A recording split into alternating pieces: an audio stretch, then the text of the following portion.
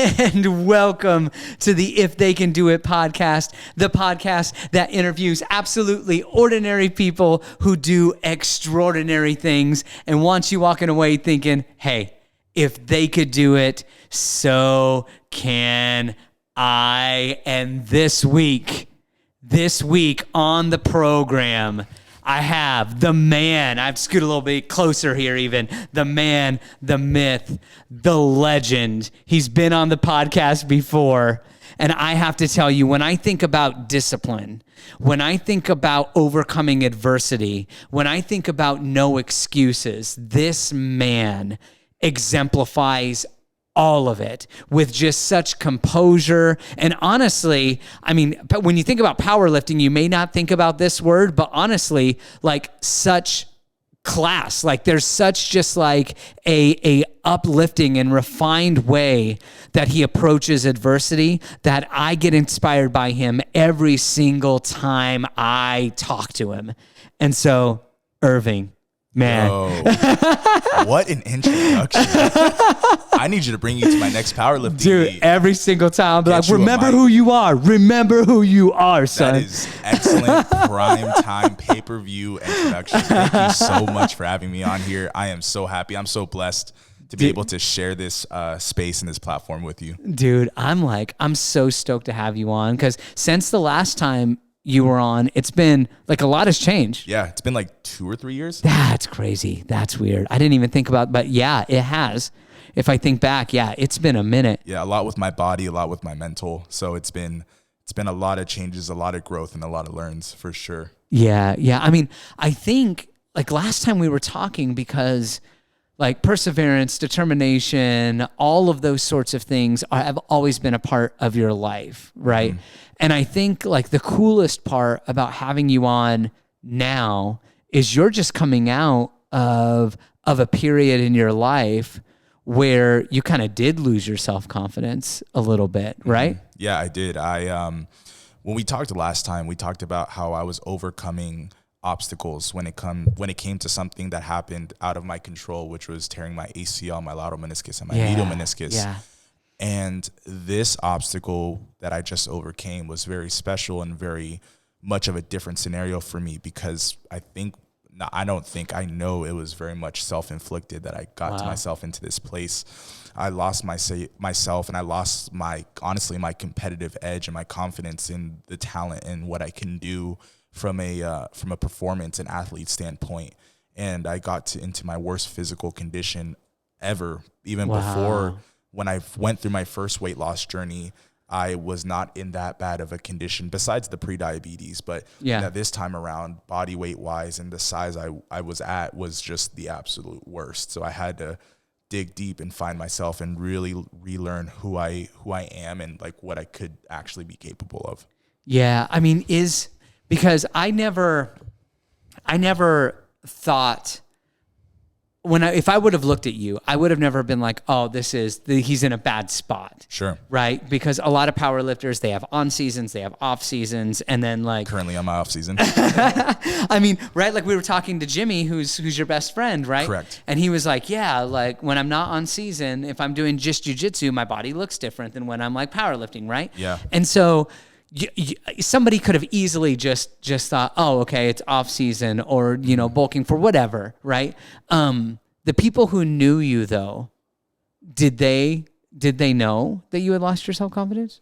Yes. And to be honest, it was a very, very small group. It's going to be essentially like my small group of close friends as well as my business partners because we all are part of the How Strong LLC. Yeah. And they were the ones that could really tell like that I was not at my best shape, but I wasn't at my best mental condition when it came to my competitive edge. And they really put me on blast for it, and they really held me accountable, and they really pushed me to relearn who I was and what I can do and get back to the state that I'm back into now. Wow. And like, so when you say that they put you on blast, Like what did that look like? A couple of stories. There's two specific stories. The first one was my first visual of understanding where I was at. Cause you can, with body dysmorphia and then as well as like not necessarily wanting to see what's in front of you. Yeah. I was doing a really good job of really hiding my body weight with the clothes that I was wearing, Wow. as well as obviously trying my best not to look myself in the mirror without clothes on. Wow. And, this story was, COVID had happened, and later on, once things started reopening a little bit, I was a part of a powerlifting. It was like a deadlift competition. It was up in Montana. Jimmy and I flew out to Great Falls, Montana to help support one of our supplement sponsors, Fuel Supplements, out in an event. We both competed. Okay. It was a pound for pound deadlift competition. So for those that aren't really aware how that works, is not only are they going to go towards how much you're lifting, but they also take into account what your body weight's at. And even if you lift more than someone else next to you, if they weigh less than you, they're technically pound for pound stronger than you in the deadlift. Okay. And that's just the easiest way that I can explain it. So when I found that out, I instantly got self-conscious, and I was just like, oh man, I don't even know where I don't even know where I'm weighing myself at right now. Yeah. So when I weighed myself for the competition, I weighed myself at 272.2 pounds. And that is, to this day, the absolute heaviest I would weighed in my entire life. Wow. For perspective, I am 5'9", so I'm not a tall guy. Yeah. So you can just imagine, 272 pounds, almost 300 pounds in a 5'9" frame. And I guarantee you, out of all humility, it was not all muscle. So, that seeing that visually for the first time, because you don't want to tell yourself you're that bad. So, Jimmy though had an idea and already could tell I was that bad and I was that big. Yeah. Because before I stepped on the scale, he was just like, well, how much do you think you weigh? And, the mental state that I was in, I was like, maybe like 250, 255 at worst, and step on the scale. And I was like 272 pounds. And he looks at me and he's just like, yeah. And honestly, keep in mind, this isn't him being like, a mean or not a good friend. Yeah. Keep in mind, he's been my best friend and brother since we were 6 years old for 21 years. And he laughed in the sake of like how delusional I was, but was just like, he circled back and was like, bro, this is where you're at. This is your state right now. Yeah. Are you happy with that?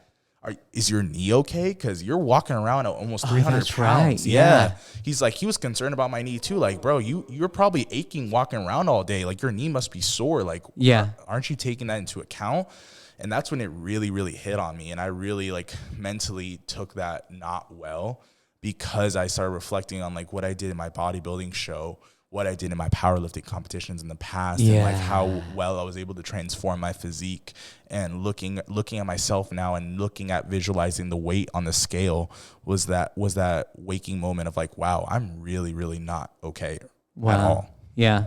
And was there anything to happen that led you down that, or was it just one day led to 2 days, led to 3 days? Yeah, it wasn't like a one moment that caused me to just spiral downwards and gained all that weight.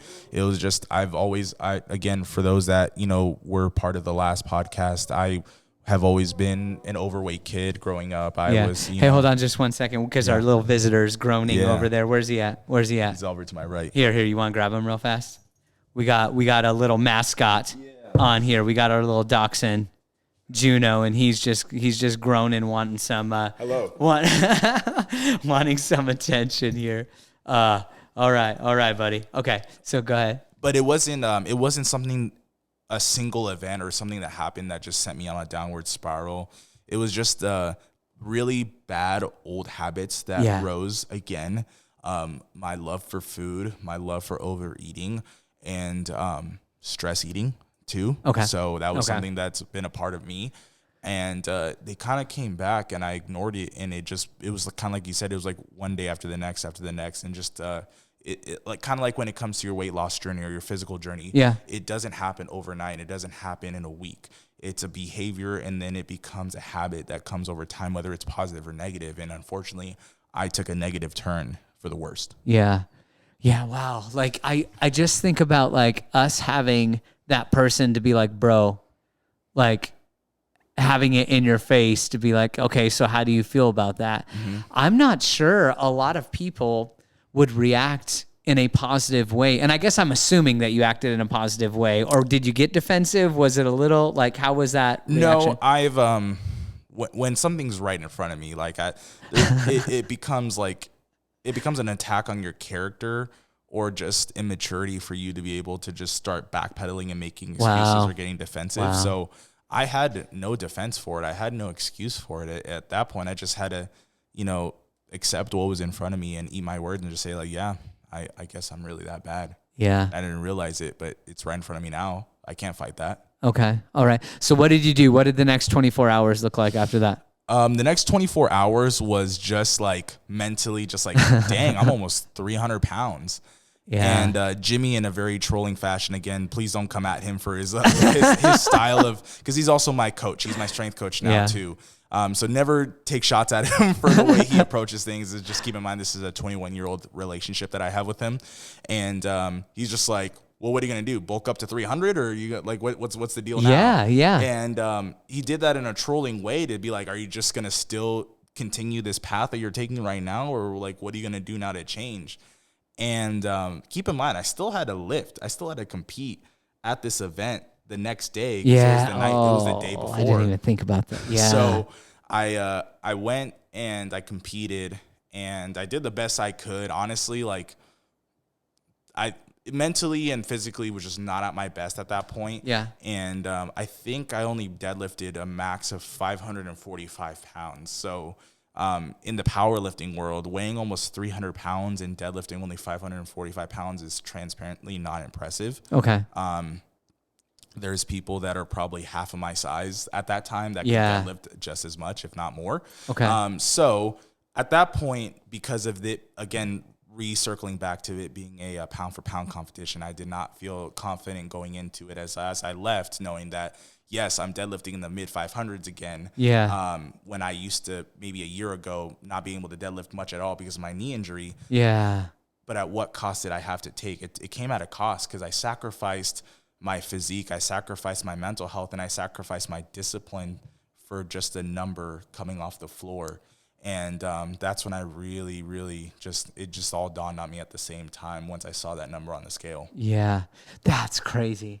It's really funny because most people would equate the number on the scale and then not go beyond that. Like, what does that number mean? And just in what you were talking about, you're like, no, like that number is reflecting other things about my character. And like that probably hurt more than the number did, it sounds like. I felt hypocritical. Wow. I felt hypocritical because of like, take it for example, like the podcast that we talked about just a year or two prior. It's like, I was talking about discipline. I was talking about sacrifice. I was talking about going that extra mile. Yeah. And here I am not living to any of those standards that I held myself up to, as well as, trying to spread out to the masses. And, what does that make me? So that really took like a hard mental turn for me, because it's just like, dang, I preached all these things and jumped on platforms for me to then just slip. So. Wow. Well, and the question that you said Jimmy asked you, well, are you going to bulk up to 300? I mean, you could take that as like, oh, that sounds harsh, or that sounds direct. But like in being honest, that is how simple the choice is. Mm-hmm. Like at its root, that is how simple the choice is. Yeah, and super direct. There's no judgment. He's like, hey, you're a horrible person if you're going to go to 300. You know how it made, how you felt about it. And his question was essentially, so what are you going to do about it? Mm-hmm. Right? And I think we kind of wrap up when we come to a crossroads like that, or where we're in a place that we don't like, we kind of either wrap it up in nuance about how complicated it is, or and we make excuses to kind of cloud it as much as we can, right? 100%. And it's either, no, like, if you feel that way, is it a priority to do something about it? And that ultimately, I think, is a testament to character too. That's a test of it, mm-hmm. right? And for you to make that change and drop that weight, not just because, you look better from a physique standpoint, but to be like, no, I am a man of character and this is a way that I express it. Mm-hmm. However, like some people who are going to be listening to this may not be power lifters, but like it's applicable towards everything. Yeah, exactly. Whether it's something that is strength training based, whether it's martial arts, whether it's, your work life, it's applicable. It's a mindset thing.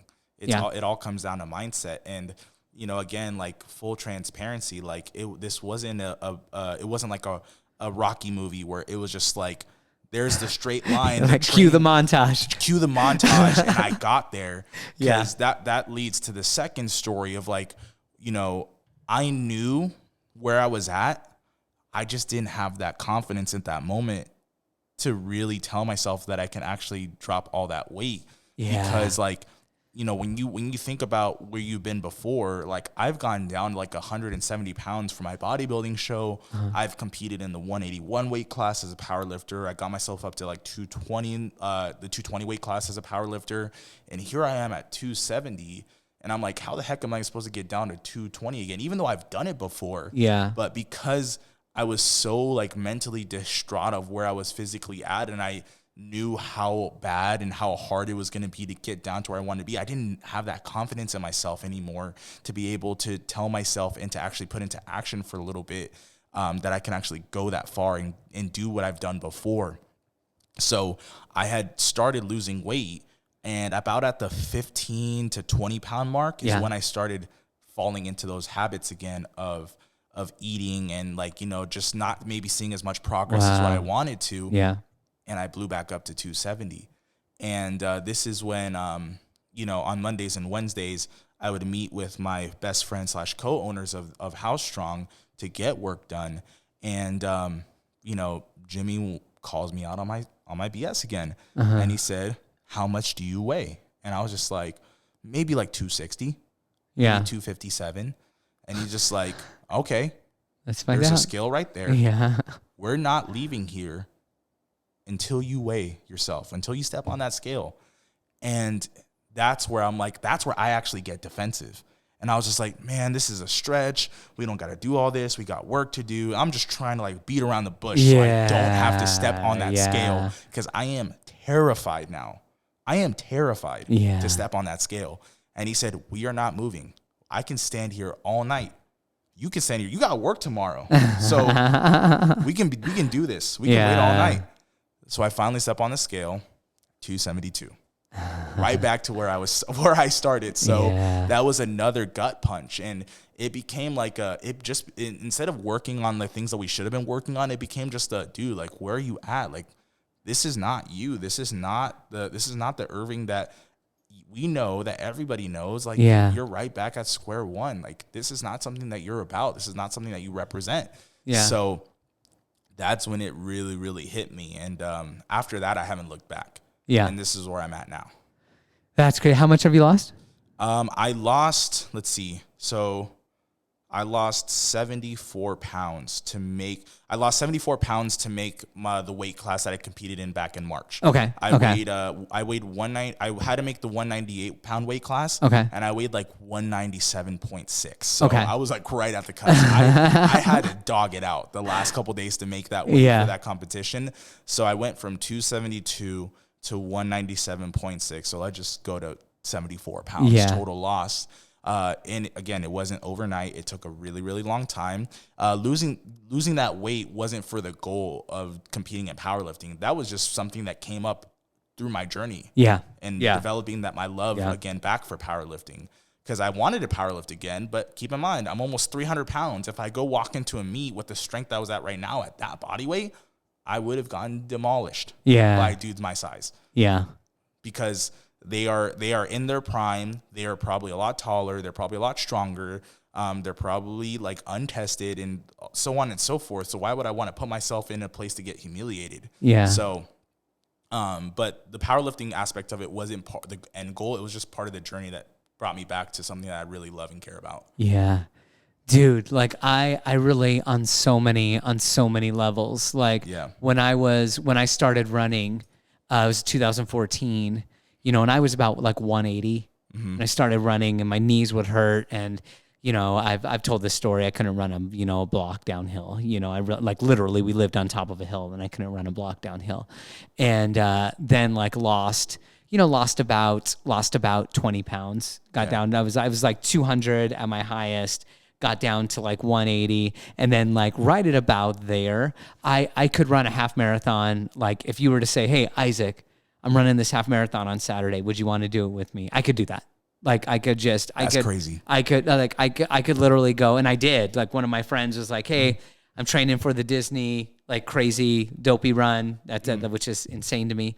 But like I'm gonna do the half marathon. I'm gonna do the Colfax half. Would you do it with me? I was like, "Yeah, let's do it," and just ran the half. And I got to that point, and then again, got a job. I'd gotten the job sitting down at the desk at work, right? 40 hours a week doing that. And then summers get so hot out here. I'm not out on a trail the way that I was in Colorado, gain weight. And all of a sudden I'm 210 and 210 at 5 feet tall. Right. I mean, it's crazy, but you really don't notice how bad it is until like I'm sitting on the couch, I'm putting on my shoes, and I come up and I just feel like relief on my lungs. And it winded me putting on my shoes. And so now I'm right at about 70 pounds lost since October. And now I'm able to, like I did the 16-mile race and I'm able to do those things again. And, I think that there's something powerful when like you were confronted with, I'm not the power lifter I was. And when I'm confronted with, I'm not the runner that I was. To think like, well, I guess that was just something I did, or that's who I used to be, and just kind of wallow in the spot that we're in. Yeah, you sit there and you have two options. You can either sit there and wallow in like the sorrow of like where you're at and just accept it, or you can, start making a plan and you start taking actions and you start taking a change right at that moment. And again, like that's not perfect. It's not that beautiful Rocky montage, but as long as you find that end goal or you reach that portion of your journey, that's all that matters. But you really have two choices to make, and it's a really hard choice for some people. Yeah. Yeah. And I love that you tie it to character, because even if you decide to take action, there's no guarantee that like, okay, I'm going to do 4 gym sessions this week, and that's going to guarantee because I did that, I'm going to lose 10 pounds this week. Or because I go do this run. There's you could gain weight depending on what happens, right? Like there's no that does not entitle you to a number at the end of the week because you put in work. And I think that part of it, the fact that the journey is a roller coaster, is really why it builds character at the end, and really why those things are so intertwined. Because character doesn't say I'm entitled to this result because I did X, Y, and Z. It's I'm going to make small decisions because I know the long game, small decisions create pressure, and I will get to where I want to go. Exactly. I wholeheartly agree with that 100%. Dude. So how do you feel now? Like, are you still cutting? Are you wanting to like bulk up now to get more? Or like, well, what are you doing? Yeah, so my current status right now is I'm actually about wrapping up my off season. So I competed in March. I already signed up for another powerlifting meet. It's going to be in mid-August in San Antonio, Texas. So I will be traveling out to Texas. And for those that aren't aware, Texas is a humongous state for powerlifting. They take powerlifting awesome. Seriously out there. So I'm super excited to see where I kind of stand up with those guys out there. And so I've put on a little bit of weight, which is okay. It's part of the journey. It's part of accepting and just being manageable of that. I'm currently sitting around like 215 to 217. Okay. Which is a really, really nice cut to 198 versus 270. Yes, exactly. So I'm just about wrapping up my off season. I should be getting on like a program to prep for this competition coming up in August. Nice. And powerlifting full time right now, but it's been a really cool journey just because I wouldn't say I'm the traditional powerlifter because Coach Jimmy House is very much about mobility and flexibility, and he can tell you, and I can tell you myself, even pre-injury, even pre getting up to 270, I have never been mobile. I have horrible mobility, because it's been huge improvements. I had a horrible mobility. And a lot of the accessories as a part of the training is going to be mobility work. So a lot of like the ATG movements that has been like, that we've adopted and learned from Ben Patrick. And I had the opportunity and the honor of meeting Ben Patrick myself when we flew out to Florida back in January. So I got to talk to the mastermind himself. For someone that has had knee injuries because he played basketball too. I've been able to push myself in this body state to be able to do like full range of motion dips and working towards like better knee mobility for like my squats. So it's been a huge journey. I've had shoulder injuries from like football and wrestling and jiu-jitsu in the past, and doing, movements that I could never even imagine or fathom has been the best part, being plus 200 pounds. But the goal is now to get to a point where I can maintain sub 200. That's awesome, man. That's awesome. Yeah. I kind of want to take, conversation in a related topic. And that really is like, what is self-confidence fundamentally, right?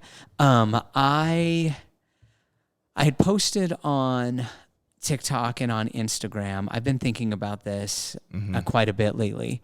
And I've come to the conclusion, and I'd love your input on this if you agree, disagree, whatever. Sure. That self-confidence is really the process of learning how to trust yourself with a certain thing, right? So do I trust myself with my health? Do I trust myself that when I say I'm going to get up at 4 to be on the trail by 4:30, do I trust myself to do that? Yeah. And that allows for kind of this ebb and flow to go on the journey of like, I really don't trust myself right now, but I'm willing to start building little pieces of evidence for myself to eventually believe that I mean what I say. Yeah, and I agree with that. And also, like, if I can tack on to that and your perception of it, I think it's also the belief in the execution aspect of it, because confidence is something that is shown out every single day. It's part of who you are in the actions that you take. So I think that having the confidence, having self-confidence, is not only having the belief system that you are capable of doing something, but you also have the ability to execute on it. Yeah. So I knew that realistically, as a realist, that I couldn't be able to do a full range of motion pull-up or a full range of motion dip, but I had the self-confidence that I can get there.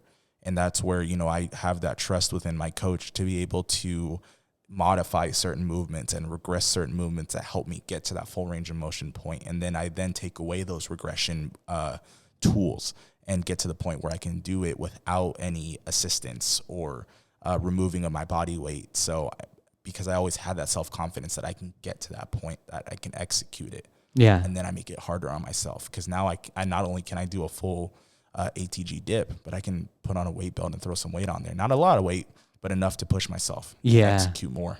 Yeah, that's awesome. Yeah, I really like that. And that's a very, it's funny. Well, it's not funny to bring him up, but it's like that's a Kobe mindset. Mm-hmm. Right? Like the Mamba mentality. Yeah, I mean that's really it, where it's like that game winner, you think I just like went out there and did that shot? I've done that shot so many times. And I know I can hit it. Yeah, right? Because I have hit it over and over again. I put myself in that position over and over again, and to put pressure on myself that I trust myself with that shot, and I will do it. Because it's not only one thing. Again, like, let's use that Kobe, like, Mamba mentality as an example. Like, there's tons of NBA players, past, present, and future, and they're all super talented, super high level, and great at what they do.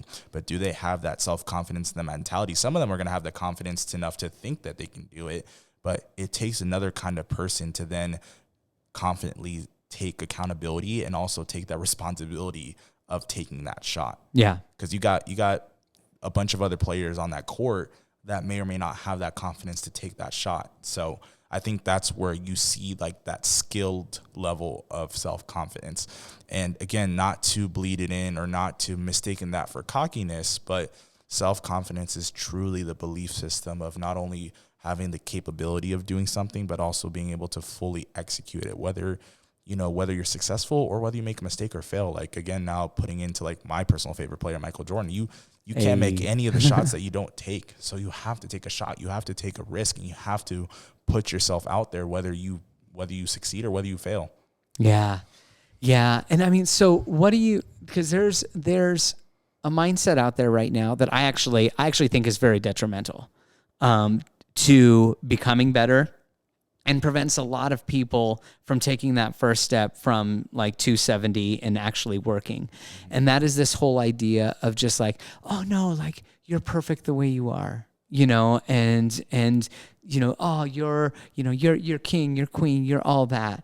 And it just simply isn't true. And the person who is told that, like, number one, knows it's true, and number two, hopes it isn't true, because if that's the best they're going to be, if they're perfect right now, then why do they feel so crappy? You know, and there's a difference between you're perfect the way you are versus you inherently have value regardless of where you're at. It's a sensitive topic, because I know there's a lot of people, again, by all means, I'm all about self-love and loving who you are, what you're about, and what you represent. But I also do believe that there's a perfect version of yourself, or the ambition to get to the perfect version of yourself. And I think that it comes down to like the basic principles of like how you care about yourself, how you treat yourself, how you care about your body, how do you treat others with respect, how do you treat others the way that you would like to be treated. Because I think that there's extremes on both sides. I think there's the extreme of like oh, you're perfect, queen and king, like don't like do whatever you want to do, but you could be damaging yourself and you could be damaging other around you. But I don't think that should be an excuse for you to not be a good person or to not take care of yourself. And then I think that there's that other side of the extreme of just like I got to do better, I got to be better, where that turns into like cockiness, and then it also comes into disrespecting others and selfishness, because you're trying to get to somewhere and you don't care. You have a whatever it takes mentality to the point where you're damaging others around you, or you're damaging yourself, your body, your mental state, because you're taking that extreme. So I think that there has to be a balance of it. I think you have to love yourself and love the journey that you're in, no matter what journey it is at. But you also have to hold yourself accountable, because I think that when you see that other side, I think there's the self-love, but there's also a lack of accountability. Yeah. And I think that's where it was. I still loved myself. I didn't hate myself, and I've never struggled with that. But I never had kept myself accountable for like a year or two. Yeah. And I let myself get to that point, and I had to snap out of myself and then bring back that accountability that I always had on myself once I, developed that Mamba-like mentality. Yeah. What's the difference? So what do you think the lens is that's the difference between being self-confident and trusting yourself in a specific scenario versus being cocky? I think that, again, what I just used is like accountability. I think that because that the cockiness is that far extreme from like the self-love, and you don't have to do anything to change yourself. I think that when you are cocky, there's no self-accountability, there's no humility. You lose that in yourself. And versus the self-confidence aspect, I'm a very, very self-confident person, but I also try to carry myself in a way that I care for myself, but I also care for the people around me. And I try to do everything that I can to spread love, to spread positivity for one another. And I think that people that are cocky lose a little bit of that, as well as they don't hold themselves accountable when it comes to any shortcomings. Yeah. Yeah. Oh my gosh. Like even what you just said, what I just thought was, you could see it on a spectrum that's like a line, right? That goes either like left and right, or it could be a circle, and the cocky and the you're perfect king, queen part of it really have a mindset of I've arrived. The cocky is like, I don't have to do anything. I don't have to do anything because I'm so good. Like that's the cocky thing. And then the other side thinks the same way. I mean, the same mindset there. And then everything in the middle, when we're talking about accountability, is like, no, I'm where I'm at, but that's not where I'm going to be. Yeah, different statuses, but similar mentalities. Yeah. If I can like kind of like look at it at that lens. Yeah. And again, it comes back to like the balance aspect of Yeah. it. Like, Yeah. how can you love yourself, but also push yourself to be the best and hold yourself accountable, and then also like build upon that? Because again, the person that's super cocky thinks that they don't have to prove themselves to anybody, to the point where they're stagnant, but they don't want to accept that because there's no accountability at that point. So I think that I'm still trying to challenge myself to be able to do the same kind of work that's gotten me to this point, but do it something slightly different. Again, like, could I have been comfortable enough to sign up for another meet or 2 or 3 or 5 locally in Arizona? Yeah, I could have. And I could have been like battling it out with people that I've already probably competed against or competed with or whatever the case may be. But I saw it as a challenge to be able to do this in a larger scale and travel. I'm young, I'm able to travel, I'm able to network. And part of that is also challenging myself around like different levels of competition. Because, you know, even though Arizona isn't too far from Texas, I think that there's so much that I can take away, lessons that I can obtain just by going out and competing over there. Yeah. Yeah, I think there's something exciting about that in terms of like continually challenging yourself and holding yourself accountable, you know, through doing that. Because if somebody were to say, you know, what is Irving capable of, right? The really exciting part of that is that the answer is always going to be, I don't know, let's find out. Exactly. You know what I'm 100%. saying? Yeah, you know, like you can have a goal for a deadlift, you can have a goal for whatever, but then it's like once you hit that, you're just like, shoot, like, yeah, my book's still being written, your book's still being written. Right? Like, I want to know how far you can push yourself into running. Yeah. Because that's inspiring. You're inspiring me, you're inspiring other people, not only for your weight loss journey, but your ability to push yourself in a running aspect. Because I think that's really cool, because I've taken up running myself, something that I've hated. But I've learned the beauty of it, and I've found enjoyment in running, even though I'm not good at it right now. But it's challenging. But I've learned myself in the journey of challenging myself, doing something that I've not really enjoyed or done before to this extent. And just kind of obtaining knowledge from people around me, or, you know, from like just accessible knowledge on like the internet, social media, books and stuff like that. yeah, dude, like I just think like I'm challenging myself with my mindset a lot on like, once I do something, not being like, oh, I feel comfortable doing that. Like I just did the 16-mile race in April, you know, and so I have that in my back pocket now. But now my next race that I want to do, I want to be an ultra, you know, marathon. And like people are, when they thought about a marathon, it's like, oh, that's crazy. But then like people who, the more I hang out with ultra marathoners and the more I like interview them, it's so funny how they approach like what's possible. And like, that's really the goal. I mean, people who run 100-mile races, they're like, well, gosh, dang, 100 miles, right? I've seen a minute version on that on TikTok, and that got me fired up. I mean, so like just hanging around them is just it's nuts. Just 100 miles, right? But then you have people, like Helgi, who I just had on the podcast, where he's like, no, like I did 100, like I do 200 milers now. That's sick. You know, that's like, so sick. Like just up in Flagstaff, he just the last year he did the 250 miler up there through the mountains, and then this year he goes, I just did the 125 this year, and I'm like, gosh, like what a mindset, and that's not him being cocky, like that's just him going like, no, like my mindset's like what's possible, and I don't even know what's possible yet, you know, and I'm just willing to go chase that.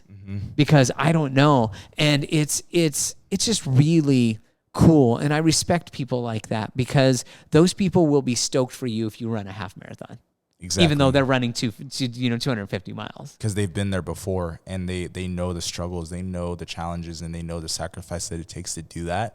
So when they see someone with that same mentality and that ambition, it's just all love and respect at that point. So I totally can align with that. I get that same kind of feeling when there's, you know, younger, newer powerlifters that have that same hunger and ambition, or just strength athletes in general, just pushing themselves and with similar ambitions that I had. So it's a really cool feeling. And because at the end of the day, it's like, it can be a very selfish space, but it can also be a very selfless space. It depends on who you choose to align with. Yeah.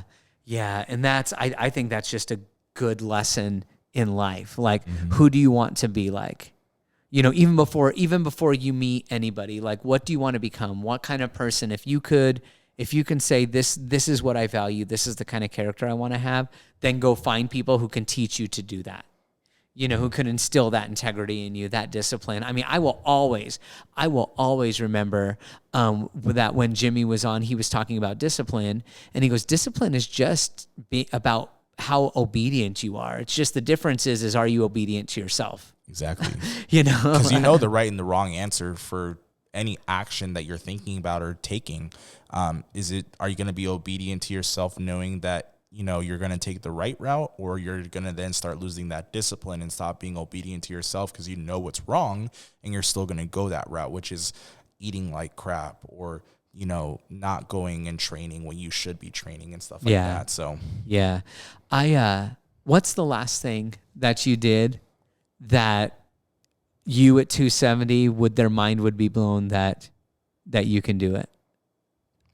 Getting under 200 pounds. I honestly did not have the mentality, or I did not have. Really? At that point, I was already coming to terms that I would never see a 1 in my body weight ever again. At the beginning, I knew I was going to be over 200 pounds for the rest of my life. And kind of a story to follow up with that is I fell in love with powerlifting again because I put myself around powerlifters again, and different powerlifters that really inspired me and fired me up, which is all my homies and friends at Power Precision Athletics.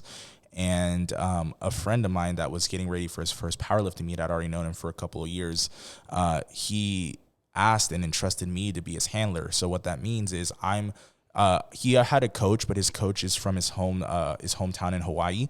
And but I handled him because his coach couldn't be there, where I was there prepping him for his lifts, as well as kind of helping him make those decisions on like what the next attempt should be, and then being like his loader and his spotter and stuff like that.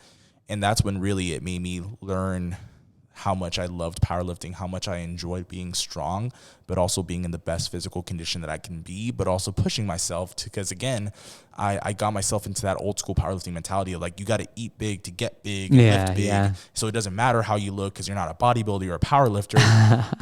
And I left the sport in 2016 and I competed this year. So I'd almost taken a 7-year hiatus. Yeah. And just like the evolution and the knowledge has grown so much to where you see freak guys powerlifting that are also having like abs that have like that literally have like striations in their muscles and stuff like that. Yeah. They are athletes, and that's where I wanted to push myself towards.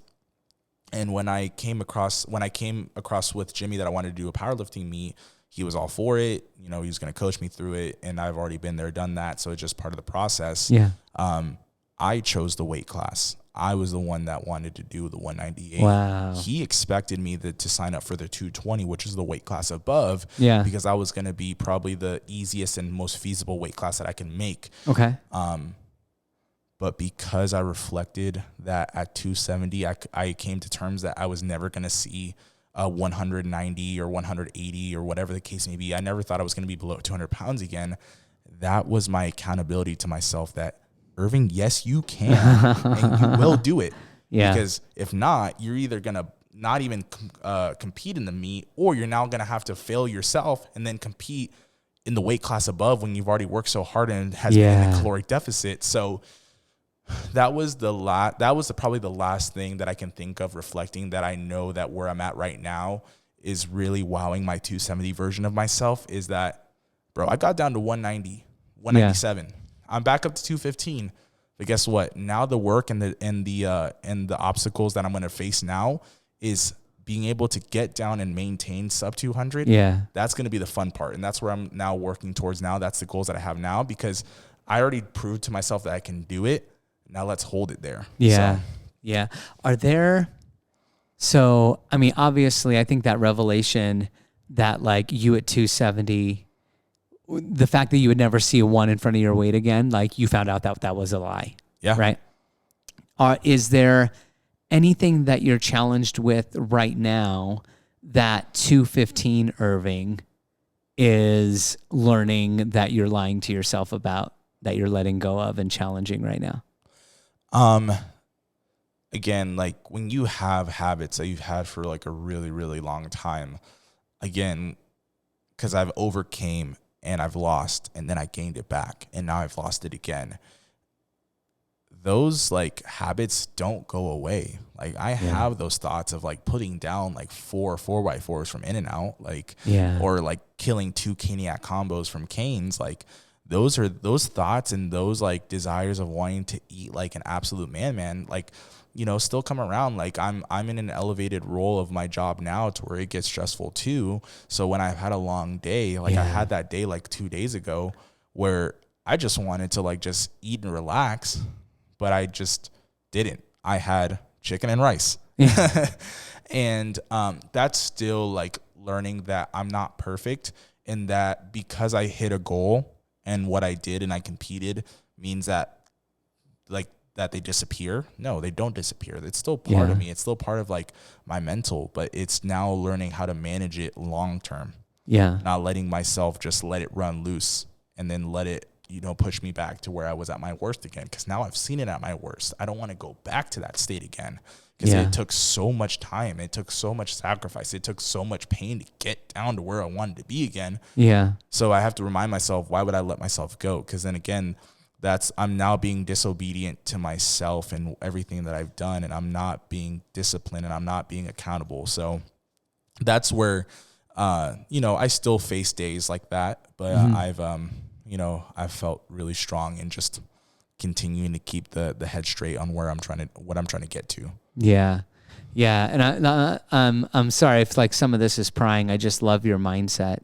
You know, when you think about that part of you who wants to do, go just ham on some In-N-Out, you know, and then there's this you that's like the super disciplined power lifter competitor. Which one, if you were to be honest, do you feel is the most you? I would say that's a good question. So I would say that like from as long as I can remember to like year 16, that eating version of me was the version that everyone knew me to be. Yeah. And again, like I can't just kill that version of me. Yeah. That's just part of who I am. But from 16 on to where I'm 27 years old now, the super disciplined, hardworking, you know, just going ham in the gym and just pushing myself to be the best version that I can be. That is who I am now, and that's who I continue to want to still be, and that's what I want to push myself to be every single day for the rest of my life.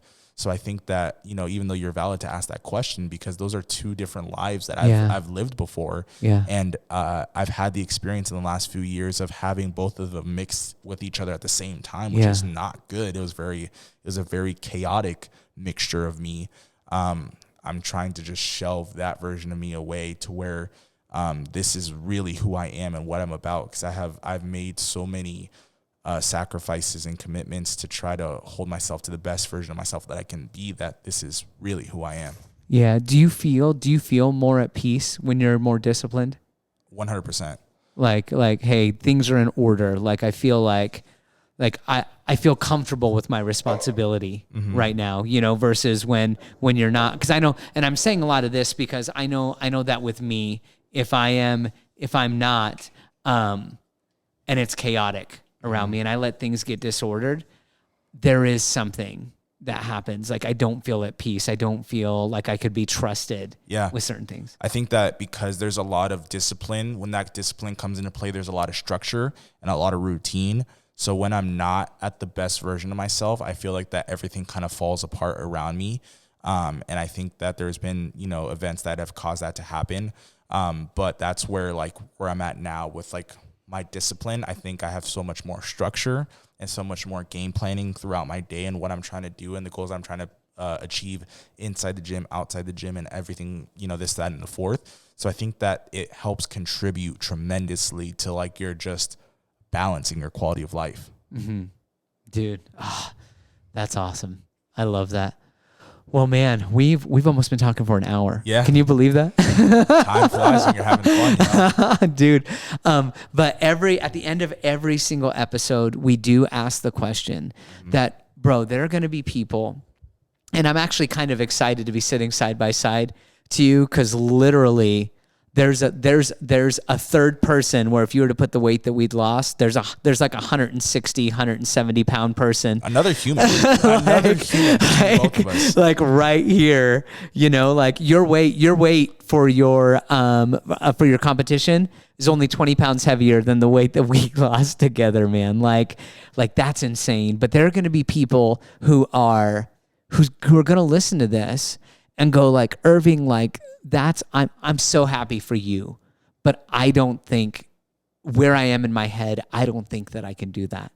You know, what would you tell those people?